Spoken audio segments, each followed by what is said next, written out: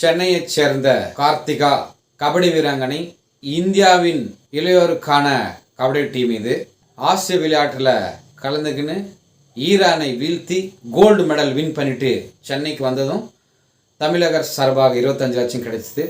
EPS சார்பாக 5 லட்சம் கொடுத்தாங்க. இப்படி பல பேர் வாழ்த்துறாங்க.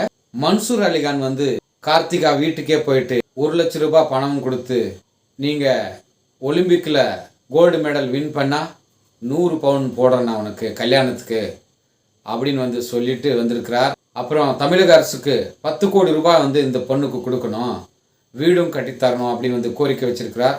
மன்சூர் அலிகான் அவர்கள் சொன்ன மாதிரியே வீடனா கட்டி கொடுக்கலாம்.